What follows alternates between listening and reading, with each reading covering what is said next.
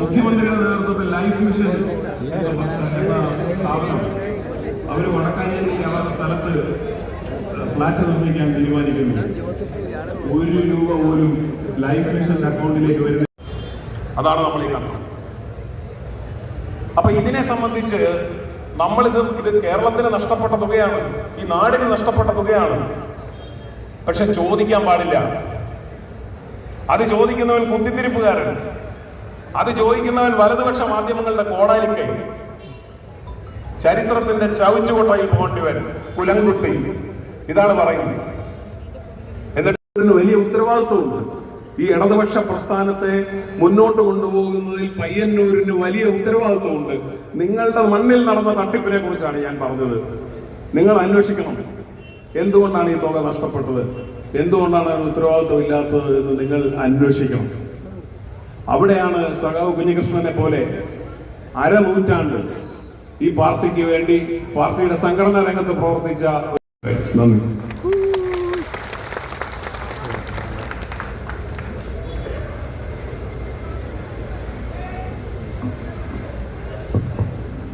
അടുത്തതായി പുസ്തകം ഏറ്റുവാങ്ങിയ VS അനിൽകുമാർ സംസാരിക്കും. അതിനുവേണ്ടി അദ്ദേഹത്തെ ക്ഷണിക്കുക. പാർട്ടിയെ അണികൾ തിരുത്തട്ടെ എന്ന ഈ പുസ്തകം പ്രകാശനം ചെയ്യുന്ന ഈ വേളയിൽ അത് ഏറ്റുവാങ്ങാൻ സാധിച്ചതിൽ വലിയ അഭിമാനവും സന്തോഷവുമുണ്ട് എന്ന് ആദ്യമേ പറയട്ടെ. ഈ പുസ്തകം വായിച്ചപ്പോൾ ഇതിൻ്റെ മൊത്തത്തിലുള്ളൊരു ടോൺ, അതൊരു ആന്തരികമായ വികാരം എന്ന് പറയുന്നത് ഒരു ആക്രോശമല്ല, എതിർശക്തിയോട് തൻ്റെ എതിർപ്പുകൾ മുഴുവൻ പറഞ്ഞ് ആക്രോശിക്കുന്ന രീതിയല്ല, മറിച്ച് നേരത്തെ പറഞ്ഞതുപോലെ 50 വർഷമായി ഒരു രാഷ്ട്രീയ കക്ഷിയിൽ വിശ്വസിക്കുകയും അതിൽ പ്രവർത്തിക്കുകയും അതിനുവേണ്ടി ആത്മാർപ്പണം ചെയ്യുകയും ചെയ്ത ഒരു സഖാവ് പാർട്ടിയുടെ തെറ്റുകൾ ചൂണ്ടിക്കാണിച്ചപ്പോൾ, പാർട്ടി വഴിതെറ്റിയാണ് പോകുന്നത് എന്ന് ചൂണ്ടിക്കാണിച്ചപ്പോൾ ഉണ്ടായ പരുക്കുകളിൽ വിലപിക്കുന്നത് പോലെയാണ് എനിക്ക് തോന്നിയത്. തൻ്റെ യത്നം, തൻ്റെ പ്രയത്നം, തൻ്റെ സതുദ്ദേശം ഇങ്ങനെ ആയിപ്പോയല്ലോ എന്നുള്ളൊരു വേദനയാണ് ഈ പുസ്തകത്തിൻ്റെ ആന്തരികമായൊരു വികാരമായിട്ട് എനിക്ക് തോന്നിയത്. ഇത്തരം എന്ന് വിളിച്ചിട്ട് ചവറ്റുകുട്ടയിലേക്ക് തള്ളിക്കളയാൻ ശ്രമിച്ചതാണ്. എന്താണ് സംഭവിച്ചത് എന്ന് എല്ലാവർക്കും അറിയാം. ഉത്തമനായ കമ്മ്യൂണിസ്റ്റ് എന്നാണ് VS അച്യുതാനന്ദൻ. ഈ പുസ്തകം ശ്രീ സഖാവ് കുഞ്ഞികൃഷ്ണൻ ആർക്കാണ് സമർപ്പിച്ചിരിക്കുന്നത്? ആ VS അച്യുതാനന്ദൻ TP ചന്ദ്രശേഖരൻ മരിച്ചപ്പോൾ ഉത്തമനായ കമ്മ്യൂണിസ്റ്റ് എന്നാണ് പറഞ്ഞത്. അപ്പോ അത്തരത്തിൽ ചരിത്രത്തിന്റെ ചവറ്റുകുട്ടയിലേക്ക് തള്ളുക എന്നൊരു ഏർപ്പാടില്ല.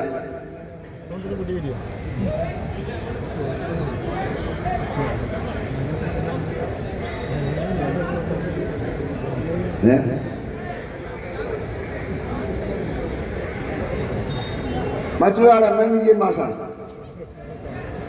MN വിജയൻ മാഷെ അവസാന കാലത്ത് പാർട്ടി കഴിയാവുന്നത്ര ദ്രോഹിച്ചു. അദ്ദേഹത്തെ സ്വർണം കായ്ക്കുന്ന മരമാണെന്ന് പറഞ്ഞ് വെട്ടിക്കളയും. അതിനർത്ഥം വെട്ടിക്കളഞ്ഞു എന്ന് പറഞ്ഞാൽ അർത്ഥം ഇവരുടെ ഭാഷയിൽ ചരിത്രത്തിന്റെ ചവറ്റുകുട്ടയിലേക്ക് അവർ എറിഞ്ഞു എന്നാണ് അർത്ഥം. 2 വർഷം മുമ്പ് കൊടുങ്ങല്ലൂരിൽ പുകാസ പുരോഗമന കലാസംഘം ഒരു പരിപാടി നടത്തിയപ്പോൾ ആ പരിപാടിക്ക് പേരിട്ടത് MN വിജയൻ സ്മൃതി യാത്ര എന്നാണ്. പുരോഗമന കലാസംഘം അങ്ങനെ ഒരു സാധനം ഉണ്ടോ എന്ന് നമുക്കറിയില്ല. അവരെവിടെയും ശബ്ദിക്കുന്നുണ്ടോ, അവർ പുരോഗമനമുണ്ടോ, കലയുണ്ടോ എന്ന് നമുക്കറിയില്ല. അങ്ങനെ ഒരു കലാസംഘം അന്നത്തെ പാർട്ടി സെക്രട്ടറി അടക്കമുള്ളവർ ചരിത്രത്തിന്റെ ചവറ്റുകുട്ടയിലേക്ക് വലിച്ചെറിഞ്ഞ MN വിജയൻ മാഷിനെ സ്മൃതി യാത്ര നടത്തുകയുണ്ടായി. MN വിജയൻ മാഷെ അനുസ്മരിക്കാത്ത ഒരു ദിവസവും രണ്ടുപേരുടെയും പ്രസംഗങ്ങൾ അവസാനിച്ചിട്ടുണ്ട്. അധ്യക്ഷൻ എന്ന നിലയിൽ കാര്യങ്ങൾ അവസാനം സൂചിപ്പിക്കാം എന്ന് തുടക്കത്തിൽ പറഞ്ഞതാണ്. നീണ്ട 5 വർഷക്കാലം പാർട്ടിക്കകത്ത് നടത്തിയ പോരാട്ടങ്ങൾ കൊണ്ട് വിശദീകരണം വിശ്വാസയോഗ്യമല്ലാതിരുന്നിട്ടും അതിനെതിരെ പരസ്യമായി പ്രതികരിക്കാൻ സാധിക്കാത്ത അവസ്ഥയും ഉണ്ടായിട്ടുണ്ട്. ഇപ്പോൾ CKPയുടെ വിഷയം നമ്മുടെ തൊട്ടടുത്ത പഞ്ചായത്താണല്ലോ, കുഞ്ഞിമംഗലം പഞ്ചായത്ത്. CKPക്കെതിരെ നടപടിയെടുക്കുമ്പോൾ പാർട്ടി സംസ്ഥാന കമ്മിറ്റി തന്നെ കീഴെ വിശദീകരിച്ചത് കണക്കുകൾ കൈകാര്യം ചെയ്യുന്നതിൽ ഒരു ജാഗ്രത കുറവുണ്ടായിട്ടുണ്ട് എന്നത് മാത്രമാണ്. ആ ജാഗ്രത കുറവിന് ഇത്രയും വലിയ ശിക്ഷ വേണമായിരുന്നോ എന്ന കാര്യം ഞാൻ മാത്രമല്ല, ഈ പാർട്ടിക്കകത്ത് ഒട്ടനവധി സഖാക്കൾ ആ ചോദ്യമുന്നയിച്ചതാണ്. പക്ഷെ അതിനൊന്നും ഒരു തൃപ്തികരമായ, ജനങ്ങളെ വിശ്വസിപ്പിക്കാൻ സാധിക്കുന്ന ഒരു മറുപടി ലഭിച്ചില്ല എന്നത് മറ്റൊരു കാര്യം. മാത്രമല്ല, CKP തന്നെ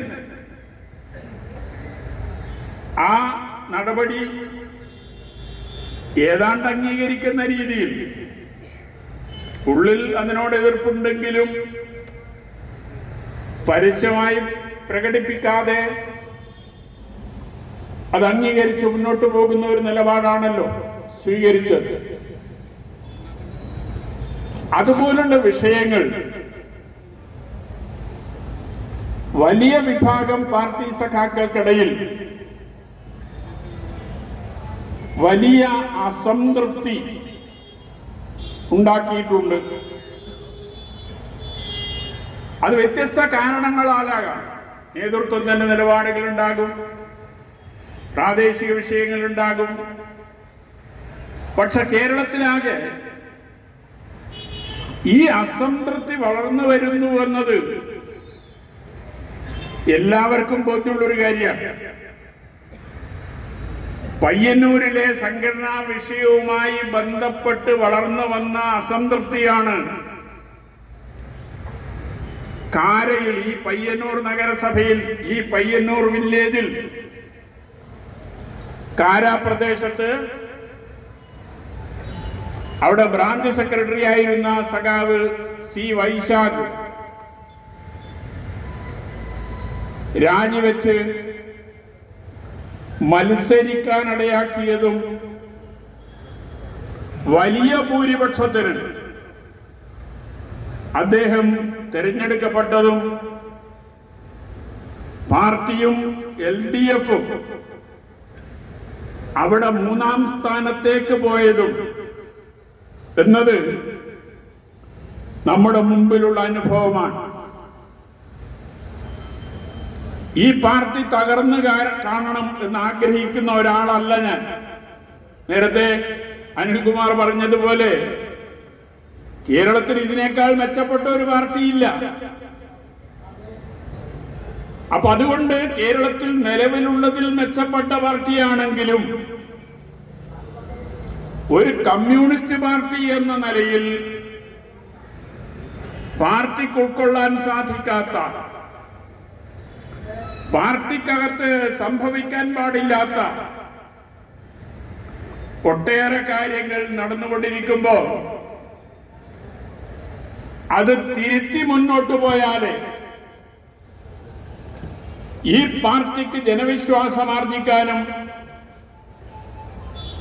ഈ പാർട്ടിക്ക് മുന്നേറാനും സാധിക്കും എന്നതാണ് എൻ്റെ ബോധ്യം. ആ ബോധ്യത്തിന്റെ അടിസ്ഥാനത്തിലാണ് ഞാൻ ഈ പോരാട്ടം പാർട്ടിക്കകത്ത് നടത്തിയത്. 2026 ഈ വർഷം നടക്കുന്ന നിയമസഭാ തെരഞ്ഞെടുപ്പിലും ഇടതുപക്ഷ ജനാധിപത്യ മുന്നണി കേരളത്തിൽ അധികാരത്തിൽ വരണം എന്ന കാര്യത്തിൽ എനിക്കൊരു സംശയവുമില്ല. എന്റെ ആഗ്രഹവും അത് തന്നെയാണ്. കാരണം ഈ കേരളം ഈ കാണുന്ന നിലയിലേക്ക് വളർന്നു വന്നതിൽ മുഖ്യ പങ്ക് വഹിച്ചത് കമ്മ്യൂണിസ്റ്റ് പാർട്ടിയാണ്. 57 മുതൽ ഇങ്ങോട്ട് ഭരണത്തിൽ വന്നപ്പോ സ്വീകരിച്ച നടപടികൾ 57-ന് മുമ്പ് ജനങ്ങളെ അണിനിരത്തിക്കൊണ്ട് ജനകീയ പ്രശ്നങ്ങൾ ഉയർത്തിക്കൊണ്ട് അതിന് പരിഹാരം കാണുന്നതിന് വേണ്ടി നടത്തിയ പോരാട്ടങ്ങൾ, അതിന്റെ ഫലമായി കേരളത്തിലാകെ വലിയ രീതിയിൽ സൃഷ്ടിക്കപ്പെട്ട രക്തസാക്ഷികൾ, ഇതിന്റെ എല്ലാം ഫലമായിട്ടാണ് ഈ കാണുന്ന നിലയിലുള്ള മാറ്റം കേരളത്തിൽ ഉണ്ടായത്. ഇത് നിലനിൽക്കണമെങ്കിൽ കമ്മ്യൂണിസ്റ്റ് പാർട്ടി കേരളത്തിൽ നിലനിൽക്കണം. ഇത് മുന്നോട്ട് കൊണ്ടുപോകാൻ സാധിക്കണമെങ്കിൽ കമ്മ്യൂണിസ്റ്റ് പാർട്ടി കുറെ കൂടി ശക്തമാകണം. അതുകൊണ്ട് ഇടതുപക്ഷ ജനാധിപത്യ മുന്നണി കേരളത്തിൽ അധികാരത്തിൽ വീണ്ടും വരണം എന്ന കാര്യത്തിൽ എനിക്കൊരു സംശയവുമില്ല. പക്ഷെ ഇന്ന് ഈ നേതൃത്വത്തിന്റെ പോക്ക് ശരിയല്ല എന്നത് പാർട്ടിക്കകത്ത് നിരന്തരമായി പറഞ്ഞ് പ്രയോജനമില്ലാതെ വരുമ്പോ ജനങ്ങളോട് പറയുക എന്നത് എന്നെ പാർട്ടി പഠിപ്പിച്ച ഒരു കാര്യമാണ്. 3 തവണ പാർട്ടി കേന്ദ്ര കമ്മിറ്റി തെറ്റിദ്ധരുത്തൽ രേഖ അംഗീകരിച്ച് താഴെ തലം വരെ വിശദീകരിച്ചിട്ടുണ്ട്. ആ 3 രേഖയിലും പാർട്ടി കീഴ് റിപ്പോർട്ട് ചെയ്തത് ഈ സമൂഹം പുതിയ കാലത്തെ മുതലാളിത്തം കൂടുതൽ കൂടുതൽ ജീർണിച്ചുകൊണ്ടിരിക്കുകയാണ്. ആ ജീർണത അറിഞ്ഞോ അറിയാതെയോ നമ്മുടെ പാർട്ടിയെയും സ്വാധീനിക്കാനിടയുണ്ട്. നമ്മുടെ പാർട്ടി സഖാക്കളെയും നേതാക്കളെയും സ്വാധീനിക്കാനിടയുണ്ട്. അങ്ങനെ വരുമ്പോ ഈ പാർട്ടിയെ ജാഗ്രതയോടെ വീക്ഷിക്കാൻ പാർട്ടി അണികൾ സന്നദ്ധമാകേണ്ടതുണ്ട്. അങ്ങനെ മാത്രമേ ഈ തെറ്റ് തിരുത്തിക്കാൻ കഴിയൂ എന്നതാണ് ഈ 3 തെറ്റിദ്ധരുത്തൽ രേഖയിലൂടെയും പാർട്ടി കേന്ദ്ര കമ്മിറ്റി പാർട്ടി അണികളോട് ആവശ്യപ്പെട്ടത്, വിശദീകരിച്ചത്. അതുകൊണ്ട് തന്നെയാണ് ഇങ്ങനെ ഒരു തലവാചകം, നേതൃത്വത്തെ അണികൾ തിരുത്തണം എന്ന തലവാചകം ഞാൻ ഈ പുസ്തകത്തിൽ കൊടുക്കാൻ തയ്യാറായത്. ഇന്ന് ഈ കമ്മ്യൂണിസ്റ്റ് പാർട്ടി എന്ന് പറയുന്നത് വിമർശന സ്വയം വിമർശനം അതിന്റെ ജീവവായുവാണ്. അതില്ലാതായാൽ പിന്നെ ഈ പാർട്ടിയില്ല. പക്ഷെ ഇന്ന് ഈ പാർട്ടിക്കകത്ത് വിമർശനം ഉന്നയിക്കുന്നവരെ പ്രത്യേക കണ്ണിലൂടെ നോക്കിക്കാണുന്ന നേതൃത്വമാണ് പലരും. എല്ലാവരും എന്ന് ഞാൻ പറയുന്നില്ല, പലരും. ഇപ്പൊ താഴെ ബ്രാഞ്ച് തലത്തിൽ തന്നെ സഖാക്കൾ ഉന്നയിക്കുന്ന ഒരു കാര്യം, വിമർശനം ഉന്നയിച്ചാൽ വിരോധം വെച്ചു പുലർത്തുകയാണ്. ഇതൊരു കമ്മ്യൂണിസ്റ്റ് പാർട്ടിക്ക് യോജിച്ചതല്ലല്ലോ. ഈ കഴിഞ്ഞ സംസ്ഥാന സമ്മേളനത്തിന്റെ റിവ്യൂ റിപ്പോർട്ടിലും പാർട്ടി സംസ്ഥാന കമ്മിറ്റി കീഴെ റിപ്പോർട്ട് ചെയ്തത് വിമർശനവും സ്വയം വിമർശനവും ശക്തിപ്പെടുത്തണം എന്നതാണ്. പക്ഷെ ഇത് പറഞ്ഞതുകൊണ്ട് മാത്രം പ്രയോജനമില്ലല്ലോ,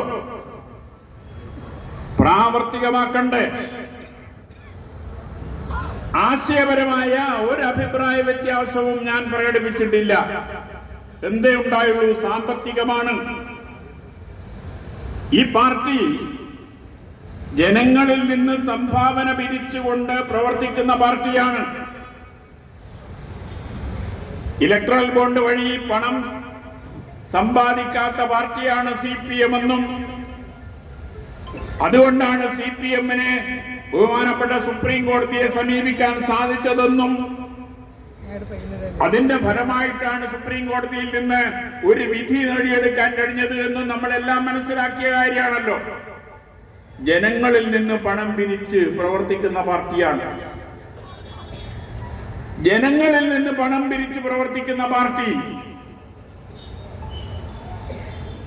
ആ പണം ചെലവഴിക്കുന്നത് സംബന്ധിച്ച് ജനങ്ങളെ ബോധ്യപ്പെടുത്തണ്ടേ? അത് ബോധ്യപ്പെടുത്താൻ സാധിക്കുന്നില്ലല്ലോ. ഇത് ജനങ്ങളെ പോകട്ടെ, ഇത് പാർട്ടി ഘടകത്തിൽ ഉന്നയിച്ചാൽ ആ ഘടകത്തെ ബോധ്യപ്പെടുത്താൻ സാധിക്കണ്ടേ? അങ്ങനെ ബോധ്യപ്പെടുത്താൻ നേതൃത്വത്തിന് സാധിച്ചിരുന്നുവെങ്കിൽ ഈ കഴിഞ്ഞ 5 വർഷക്കാലത്തെ പോരാട്ടത്തിന് ശേഷം എനിക്കിത് തുറന്നു പറയേണ്ടി വരുമായിരുന്നില്ല എന്നതാണ് വസ്തുത. ഇരുട്ടുകൊണ്ട് ഓട്ടയടക്കാൻ കഴിയില്ലല്ലോ. ജനങ്ങളോട് കാര്യങ്ങൾ പറയാൻ തയ്യാറാകണ്ടേ? ഇപ്പൊ ഈ പ്രശ്നങ്ങളൊക്കെ വന്നപ്പോ രക്തസാക്ഷി ഫണ്ടിന്റെ കണക്ക് മറ്റന്നാൾ പറയും എന്ന് ജില്ലാ സെക്രട്ടറി മാധ്യമങ്ങളോട് പറഞ്ഞിട്ടുണ്ട്. പറഞ്ഞാൽ അത്രത്തോളം നല്ലത്. രക്തസാക്ഷികൾ കമ്മ്യൂണിസ്റ്റുകാരെ സംബന്ധിച്ചിടത്തോളം ആവേശമാണ്. ഒരാൾ അവന്റെ ജീവൻ അത് ഏറ്റവും വിലപ്പെട്ടതാണ്, ഏറ്റവും വലുതാണ്. അതിൽ കൂടുതലായി മറ്റൊന്നും ത്യജിക്കാനില്ല. ആ ജീവൻ ത്യജിച്ച രക്തസാക്ഷിയുടെ കുടുംബം അനാഥമാകാൻ പാടില്ല എന്നതുകൊണ്ടാണ് രക്തസാക്ഷി ഫണ്ട് പിരിക്കുന്നത്. ആ ഫണ്ടിൽ പോലും കൃത്രിമം നടത്താൻ, ആ ഫണ്ട് പോലും അപഹരിക്കാൻ സന്നദ്ധമായി എന്ന് പറഞ്ഞാൽ ഈ പാർട്ടിയിൽ ചില ആളുകൾ എങ്ങോട്ടാണ് ഈ പാർട്ടിയെ നയിക്കുന്നത്? അങ്ങനെ ചിലര് തയ്യാറായാൽ അത് തിരുത്തിക്കാനും ആ തയ്യാറായവരുടെ പേരിൽ നടപടിയെടുക്കാനുമല്ലേ പാർട്ടി നേതൃത്വം സന്നദ്ധമാകേണ്ടത്. പക്ഷെ അവരുടെ സംരക്ഷകരായി പാർട്ടി നേതൃത്വം തന്നെ മാറിയാൽ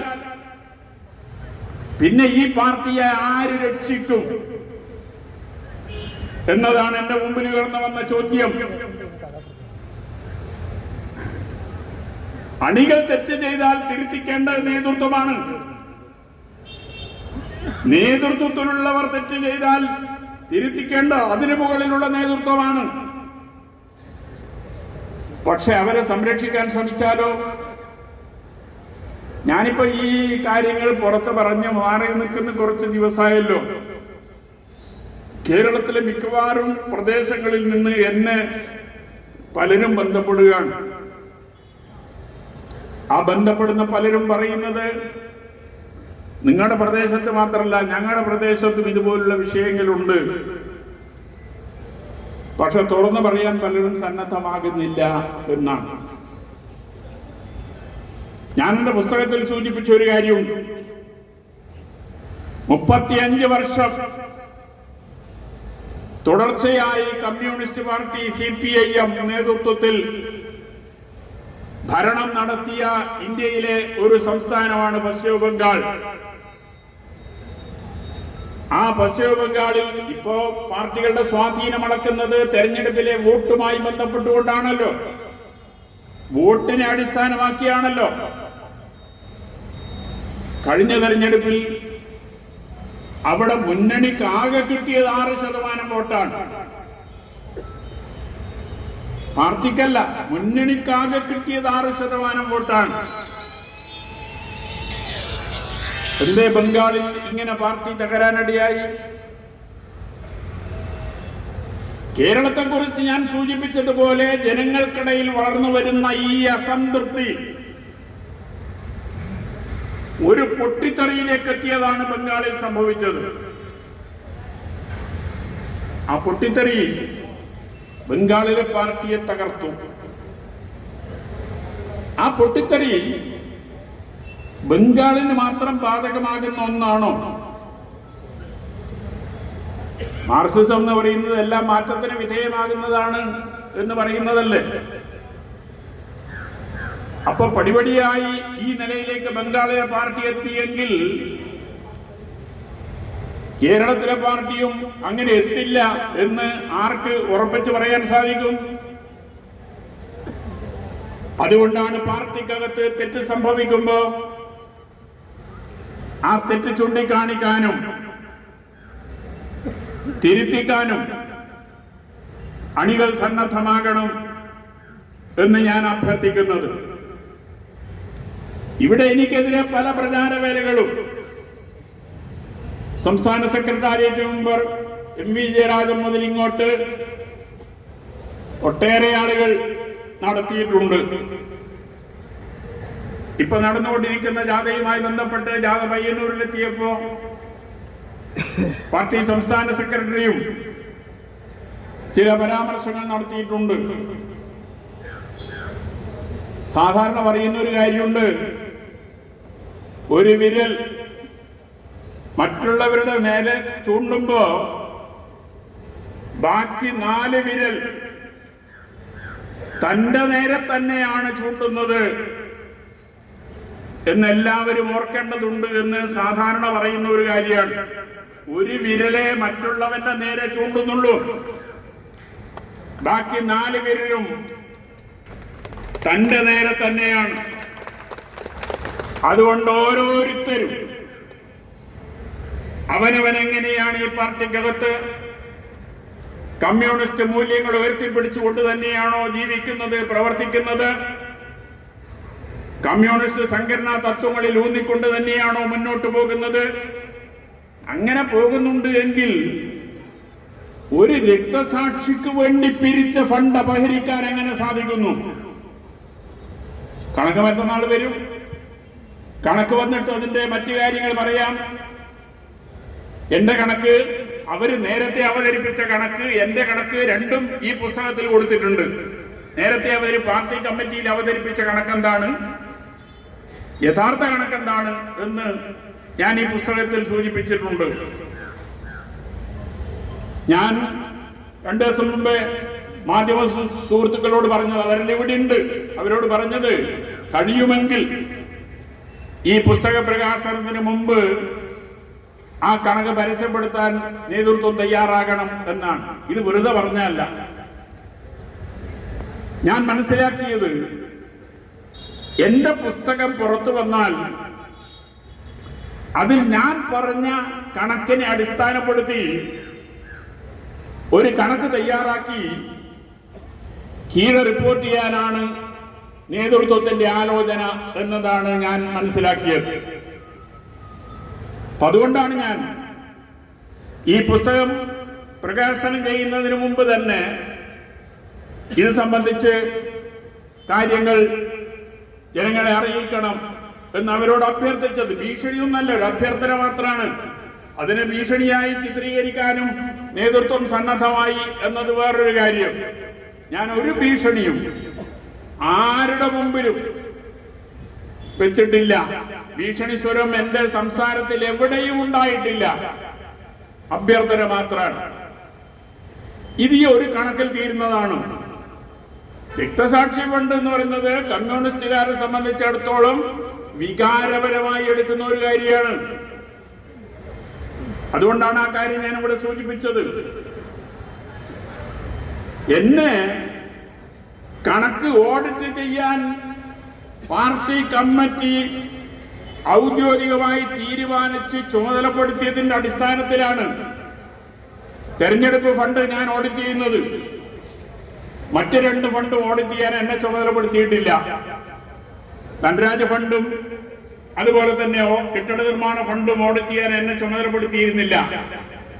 പക്ഷെ ഞാൻ ആ കണക്ക് കൃത്യമായി പരിശോധിച്ചു.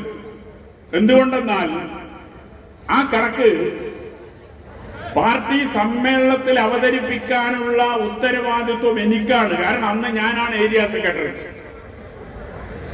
ഞാനാണ് ഏരിയ സമ്മേളനത്തിൽ ആ കണക്ക് അവതരിപ്പിക്കേണ്ടത്. അതുകൊണ്ട് കൃത്യമായി പരിശോധിച്ച് ഒരു വ്യക്തത വരുത്താതെ ആ കണക്ക് അവതരിപ്പിക്കാൻ എനിക്ക് സാധിക്കുമായിരുന്നില്ല. കാരണം തെരഞ്ഞെടുപ്പ് ഫണ്ട് ഓഡിറ്റ് ചെയ്തതിന്റെ അനുഭവം എന്റെ മുമ്പിലുണ്ട്. അതുകൊണ്ടാണ് ഈ 2 കണക്ക് ഞാൻ പരിശോധിച്ചത്. പിന്നീട് 3 പേരടങ്ങിയ ഓഡിറ്റർമാരെ ഈ 2 കണക്കും പരിശോധിക്കാൻ ചുമതലപ്പെടുത്തി. എന്റെ കണ്ടെത്തലിൽ നിന്ന് വ്യത്യസ്തമായി മറ്റൊന്നും പറയാൻ അവർക്കും ഉണ്ടായിരുന്നില്ല എന്നതാണ് വസ്തുത. ഇതുമായി ബന്ധപ്പെട്ടുകൊണ്ട് ടി ഐ മധുസൂദനൻ ഏതാണ്ട് 1 മണിക്കൂറിലധികം റിപ്പോർട്ടർ ചാനലിൽ കോഫി വിത്ത് ഡോക്ടർ അരുൺകുമാർ എന്ന പരിപാടിയിൽ സംസാരിക്കുകയുണ്ടായി. അതില് ഞാൻ നേരത്തെ പറഞ്ഞതുപോലെ ഗീബൽസിനെ നാണിപ്പിക്കുന്ന നുണകളടക്കം പറയാൻ തയ്യാറായിട്ടും ഞാൻ ഉന്നയിച്ച വിഷയത്തെക്കുറിച്ച് എന്ന് മാത്രമല്ല, ആ വിഷയവുമായി ബന്ധപ്പെട്ടുകൊണ്ട് അരുൺകുമാറിന്റെ ചോദ്യത്തിന് പോലും ഒരു വിശദീകരണം നൽകാൻ സന്നദ്ധമായിട്ടില്ല എന്നതാണ് വസ്തുത. ഞാനത് പൂർണ്ണമായി കേട്ട ഒരാളാണ്. ഒരു കാര്യം കൂടി പറയാം.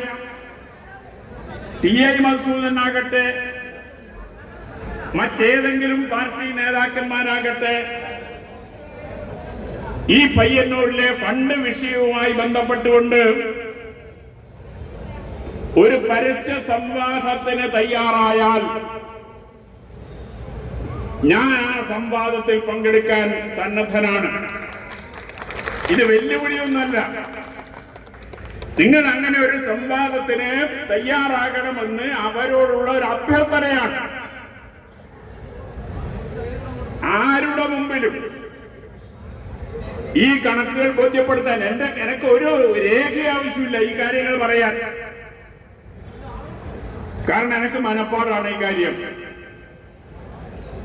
അതുകൊണ്ട് ടി ഐ മധുസൂദനാകട്ടെ മറ്റ് പാർട്ടി നേതാക്കന്മാരാകട്ടെ ആരുമായി ഈ പയ്യന്നൂരിലെ ഫണ്ട് വിവാദവുമായി ബന്ധപ്പെട്ടുകൊണ്ടുള്ള സംവാദത്തിന് ഞാൻ സന്നദ്ധമാണ്.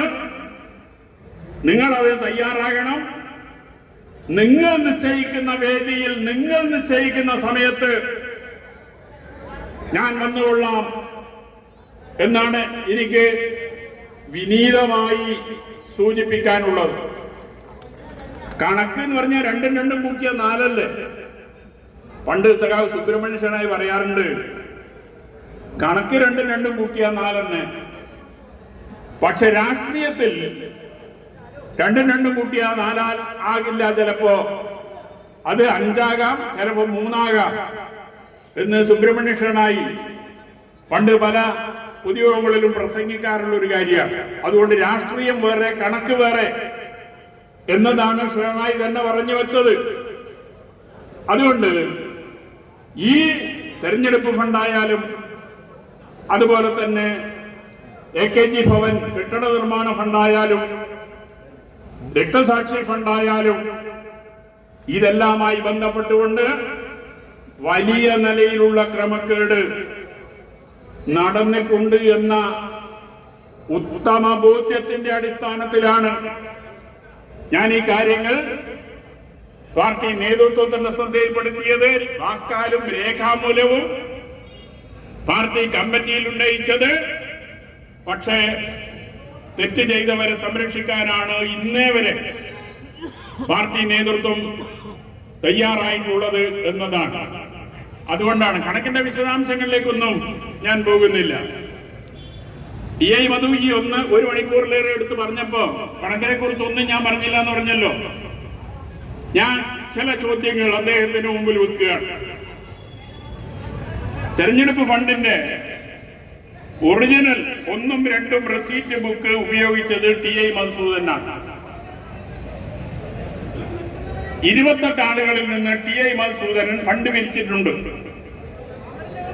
രണ്ടാമത്തെ റെസീറ്റ് പിന്നീട് അയാൾ തിരിച്ചു നൽകിയപ്പോ 28ാമത്തെ റെസീറ്റ് വരെ മുറിച്ചിട്ടുണ്ട്. പക്ഷെ കമ്മിറ്റിക്ക് കൊടുത്ത കണക്ക് 20 ആളിൽ നിന്ന് ഫണ്ട് മുറിച്ചു എന്നാണ്. 20 പേരിൽ നിന്ന് ഫണ്ട് മുറിച്ചു എന്നാണ് തെരഞ്ഞെടുപ്പ് കമ്മിറ്റിക്ക് നൽകിയ കണക്ക്. ബാക്കി 8 പേരുടെ പണം ഇവിടെ പോയി.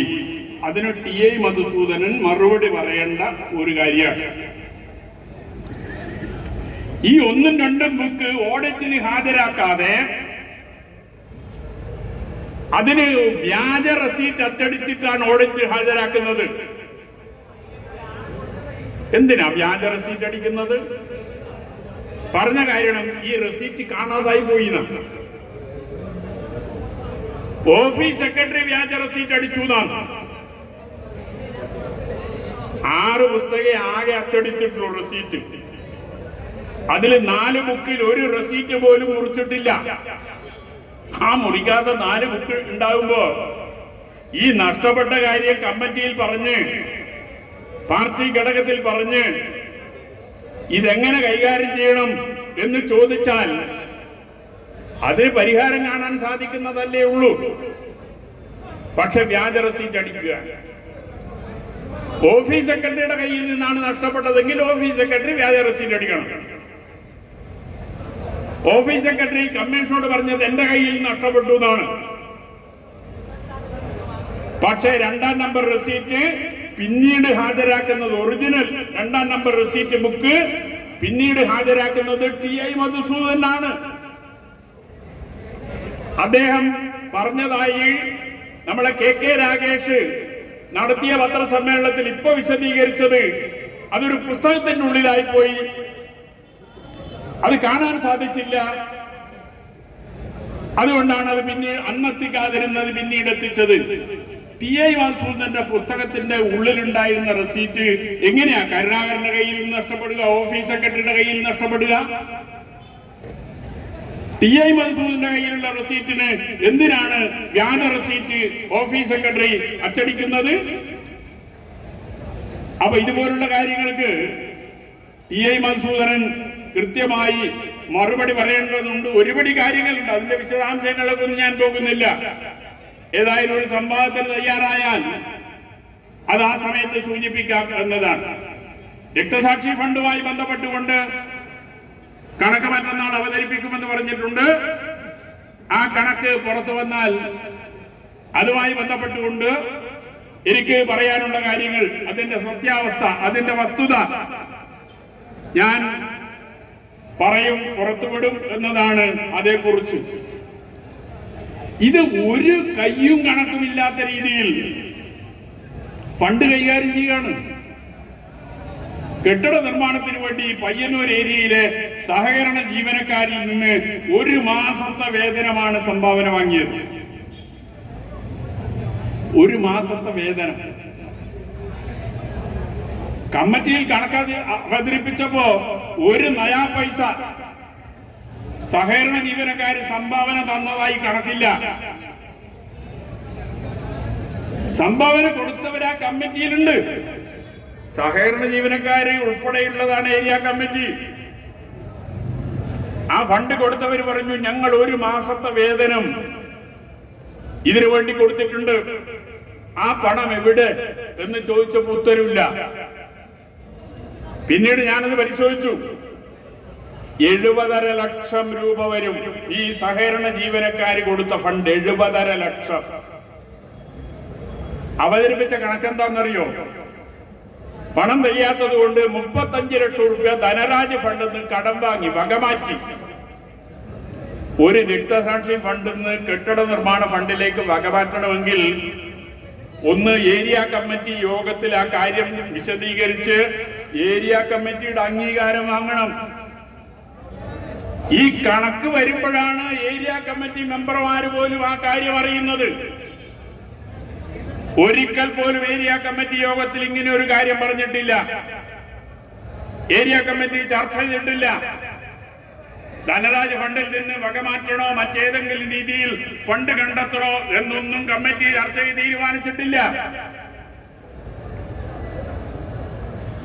ഈ 70.5 ലക്ഷം കണക്കിൽ ഉൾപ്പെടുത്തിയ പിന്നെ 35 ലക്ഷം ധനരാജ് ഫണ്ടിൽ നിന്ന് വകമാറ്റേണ്ട വല്ല കാര്യമുണ്ടോ?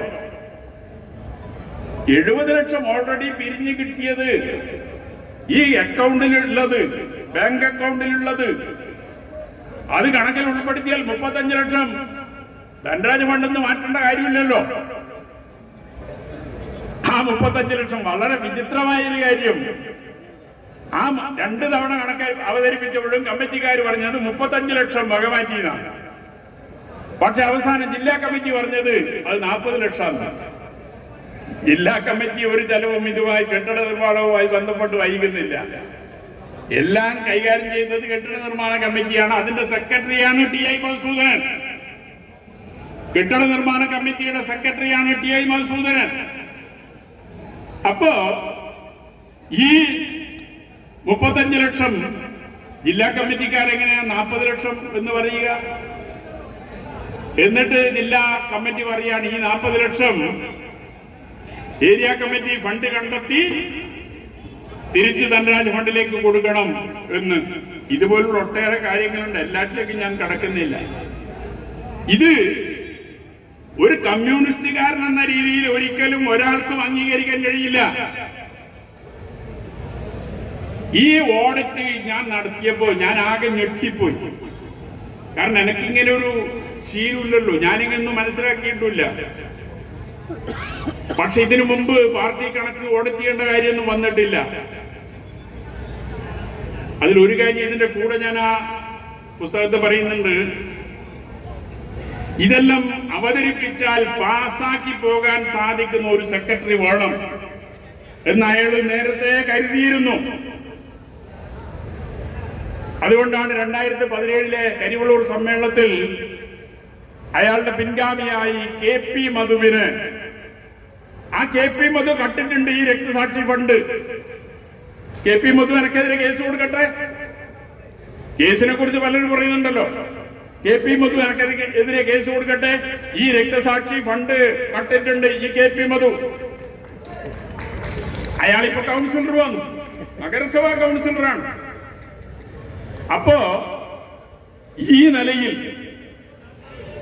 ഒരു കമ്മ്യൂണിസ്റ്റുകാരന് അംഗീകരിക്കാൻ സാധിക്കാത്ത രീതിയിലുള്ള ക്രമക്കേടുകളാണ് ഈ 3 ഫണ്ടും പരിശോധനക്ക് വരുന്ന ഒരേ സമയത്താണ്. ഏതെങ്കിലും ഒന്നിൽ കൃത്രിമമില്ലാതിരിക്കണ്ടേ, ഏതെങ്കിലും ഒന്നിൽ തിരിമറിയില്ലാതിരിക്കണ്ടേ, ഏതെങ്കിലും ഒന്നിൽ ധനാപഹരണം നടക്കാതിരിക്കണ്ടേ. അതുകൊണ്ടാണ് ഇത് വളരെ ഗൗരവത്തിൽ കൈകാര്യം ചെയ്യണമെന്ന് ഞാൻ പാർട്ടിയോട് ആവശ്യപ്പെട്ടത്. ഏതെങ്കിലും ഒന്നാണെങ്കിൽ അത് പറ്റിപ്പോയി, തിരുത്താൻ അവസരം കൊടുക്കാം എന്ന് നമുക്ക് ആശ്വസിക്കാൻ വേണമെങ്കിൽ. പക്ഷെ ഇത് 3 ഫണ്ടിലും, ഇതിനു മുമ്പത്തെ ഫണ്ടുകളിലൊക്കെ ഇങ്ങനെ ഉണ്ടായിട്ടുണ്ടോ എന്ന് ആരെങ്കിലും സംശയം പ്രകടിപ്പിച്ചാൽ അതൊന്നും ഉറപ്പിച്ച് ഇല്ല എന്ന് പറയാൻ സാധിക്കാത്ത അവസ്ഥയാണ്. അപ്പൊ ഈ നിലയിലേക്കാണ് പയ്യന്നൂരിലെ കാര്യങ്ങൾ പോകുന്നത്. ഇതിനെ മറച്ചു വെക്കാൻ വളരെ ബോധപൂർവം പയ്യന്നൂരിൽ അങ്ങനെ ഒരു ഫണ്ട് വിവാദമില്ലെന്നും ഇത് പാർട്ടിക്കകത്തെ വിഭാഗീയതയുടെ ഭാഗമായി ഉയർത്തിക്കൊണ്ടുവരുന്നതാണെന്നുമുള്ള പ്രചരണം നടത്തുകയാണ്. ടി.ഐ. മധു എല്ലായിടത്തും ആശ്രിതരെ സൃഷ്ടിക്കുന്ന ഒരു ശൈലി അനുവർത്തിക്കുന്ന ഒരാളാണ്. എല്ലായിടത്തും പോകുമ്പോഴും കുറെ ആളുകൾ ഉണ്ടാകും. അവരെ ഉപയോഗിച്ചുകൊണ്ടാണ് ഈ മർമറിംഗ് ക്യാമ്പയിൻ നടത്തുക. അവരെ ഉപയോഗിച്ചുകൊണ്ടാണ് പയ്യന്നൂരിൽ സാമ്പത്തിക വിഷയങ്ങൾ ഒന്നുമില്ലെന്നും പയ്യന്നൂരിലെ വിഭാഗീയതയുടെ ഭാഗമായിട്ടാണ് ഇത്തരത്തിലുള്ള പ്രചരണങ്ങളൊന്നും വരുത്തി തീർക്കാനുള്ള ശ്രമം നടത്തിയത്. ഇതിനു മുമ്പ് ഒരു വിഭാഗീയതയും വലിയ തോതിൽ പയ്യന്നൂരിൽ ഉണ്ടായിരുന്നില്ല. അഭിപ്രായങ്ങൾ ഉണ്ടാകുമല്ലോ, അതിന്റെ ഭാഗമായി അഭിപ്രായ വ്യത്യാസങ്ങളും ഉണ്ടാകാം. അതല്ലാതെ വിഭാഗീയത എന്ന് പറയുന്ന ഒരവസ്ഥയിലേക്ക് പയ്യന്നൂർ പാർട്ടി നേരത്തെ പോയിരുന്നില്ല. പക്ഷെ ഇപ്പൊ കടുത്ത വിഭാഗീയതയാണ് പയ്യന്നൂരിലെ പാർട്ടിക്കകത്ത്. അത് അവസാനിപ്പിക്കാൻ നേതൃത്വമല്ലേ ഇടപെടേണ്ടത്? ഈ കാരാപ്രശ്നം അവസാനിപ്പിക്കാൻ ജില്ലാ നേതൃത്വം ഇടപെടണമെന്ന് പാർട്ടി ഏരിയ കമ്മിറ്റി നിരവധി തവണ തീരുമാനിച്ച് ജില്ലാ കമ്മിറ്റിയോട് ആവശ്യപ്പെട്ടു. ഇടപെട്ടില്ല. അതാണ് അവസാനം തെരഞ്ഞെടുപ്പിൽ റബൽ മത്സരിക്കുന്ന രീതിയിലേക്കും ആ റബൽ വിജയിക്കുന്ന രീതിയിലേക്കും പാർട്ടി 3-ാം സ്ഥാനത്തേക്ക് പോകുന്ന നിലയിലേക്കും കാര്യങ്ങൾ എത്തിച്ചേർന്നത് എന്നത് ഈ പയ്യന്നൂരിന്റെ അനുഭവമാണ്. അതുകൊണ്ട് അവസാനമായി ഒരു കാര്യം മാത്രമേ പറയാനുള്ളൂ, ഞാൻ കൂടുതൽ ദീർഘിപ്പിക്കുന്നില്ല. കേരളത്തിലെ പാർട്ടിയെ രക്ഷിക്കണം. കേരളത്തിലെ പാർട്ടിയെ രക്ഷിക്കണമെങ്കിൽ അതിന്റെ ഭാഗമായി പയ്യന്നൂരിലെ പാർട്ടിയെയും രക്ഷിക്കണം. തെറ്റ് ചെയ്യുന്നവർക്കെതിരെ കർശന നടപടി സ്വീകരിക്കണം. തെറ്റ് ചെയ്യുന്നവരെ സംരക്ഷിക്കുന്ന നേതൃത്വത്തിന്റെ നിലപാട് തിരുത്തിക്കണം. അതിനുവേണ്ടിയുള്ള പോരാട്ടമാണ് നടത്തിക്കൊണ്ടിരിക്കുന്നത്. ഇതിന് വലിയ നിലയിൽ ജനകീയ പിന്തുണയുണ്ട് എന്ന നല്ല ബോധ്യം എനിക്കുണ്ട്. ഈ കണക്ക് നേരത്തെ ഒരു വട്ടം പാർട്ടി കീഴ് വിശദീകരിച്ചപ്പോ അത് അംഗീകരിക്കാൻ വലിയ വിഭാഗം പാർട്ടി മെമ്പർമാർ സന്നദ്ധമായിട്ടില്ല. ഇപ്പോഴും അതേ അവസ്ഥയാണ്. അതുകൊണ്ട് ഈ പാർട്ടിയെ സംരക്ഷിക്കാനുള്ള പ്രവർത്തനങ്ങളിൽ നിങ്ങളുടെ എല്ലാം പിന്തുണ ഉണ്ടാകണം എന്ന് അഭ്യർത്ഥിച്ചുകൊണ്ട് ഈ ചടങ്ങിൽ പങ്കെടുത്ത മുഴുവൻ ആളുകളെയും അഭിവാദ്യം ചെയ്തുകൊണ്ട് ഈ പരിപാടി ഉദ്ഘാടനം ചെയ്ത പുസ്തക പ്രകാശനം നടത്തിയ ജോസഫ് സി മാത്യുവിനും അതുപോലെ തന്നെ ഏറ്റുവാങ്ങിക്കൊണ്ട് സംസാരിച്ച VS അനിൽകുമാറിനും ഈ പരിപാടിയിൽ പങ്കെടുത്ത മുഴുവൻ സഖാക്കൾക്കും നന്ദി കൂടി രേഖപ്പെടുത്തിക്കൊണ്ട് ഞാൻ എന്റെ വാക്കുകൾ അവസാനിപ്പിക്കുന്നു. നിങ്ങൾക്ക് അഭിവാദ്യങ്ങൾ. ഈ പരിപാടി അവസാനിപ്പിച്ചതായി അറിയിക്കുന്നു.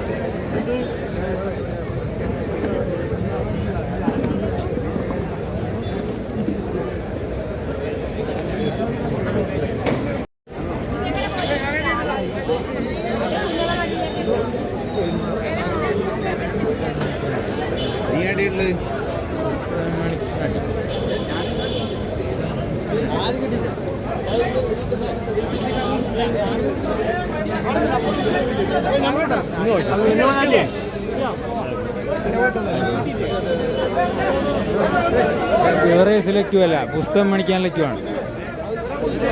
ബിവറേജിലേക്കുമല്ല, പുസ്തകം.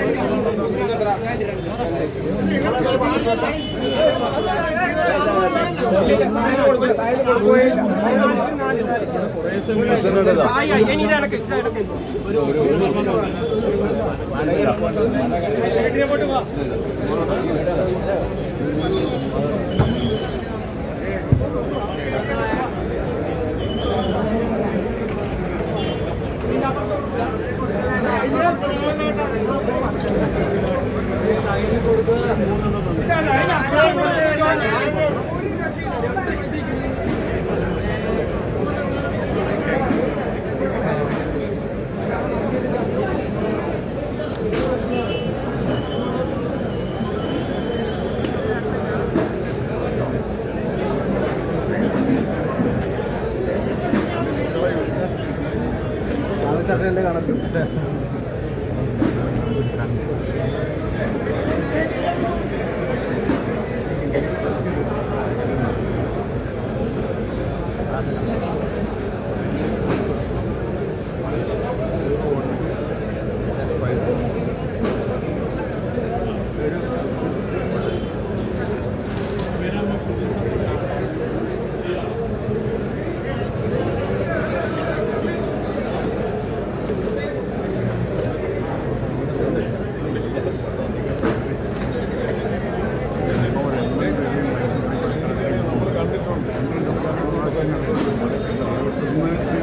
അങ്ങോട്ട് വരും.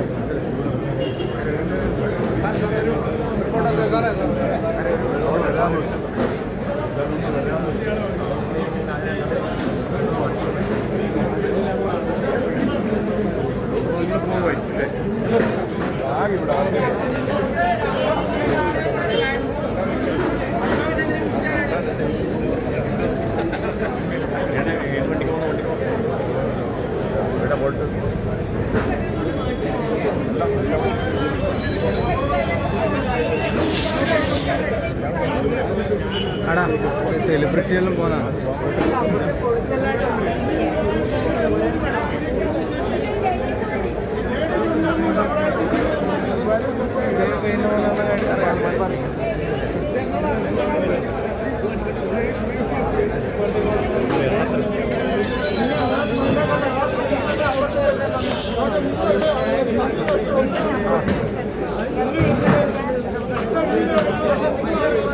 ചായക്കടക്കാരനോടാണ് ചായ ഞാനൊരു സെലിബ്രിറ്റിൻ്റെ വകയുടെ പുസ്തകം മേടിക്കുന്ന അടി, പുസ്തകം മേടിക്കുന്ന അടി. ആ ബിവറേജിനെക്കാട്ടി എനിക്ക് പോകാൻ പുസ്തകം മേടിക്കാൻ. ഇല്ല ഞാൻ മേടിക്കാൻ അല്ല, അതിനിതാ നിർത്തി വെച്ചു കുറച്ച് നേരം. ഇവിടെ പുസ്തകം വെക്കുന്നൊക്കെയുണ്ട്. പുസ്തകം വെക്ക് നേടിയതേ എടാ, ഇടും വില അടിയിലുണ്ടാവാന്ന് വെച്ചിട്ടാണ്. പുസ്തകത്തിൻ്റെ അടിയിലുണ്ടാകുന്നില്ല. നീ അടിയിൽ എന്നെ കണ്ടില്ല. ചാനലുകാരെല്ലാം എന്നെ ഒഴിവാക്കിയതാ. ശശിനെ പേടിച്ചിട്ട് അതൊക്കെ ധൈര്യം ഉണ്ടെങ്കിൽ കൊടുത്താൽ മതി. ആ ഞാൻ 10 ദിവസം സെക്രട്ടേറിയറ്റിന്റെ മുന്നിൽ കിടന്നതാ. ഒരാൾ തിരിഞ്ഞു നോക്കിയില്ല. ശശിനെ പേടിച്ചിട്ട് തന്നെയായിരിക്കൂലേ.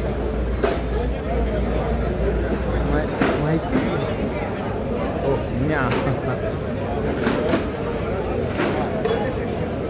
എടാ, നീ പുസ്തകം മേടിച്ചാ? നിന്നെ ഇന്റർവ്യൂ ചെയ്യണ പുസ്തകം മേടിച്ചേക്ക് കാണിച്ചേ പുസ്തകം കാണിച്ചു.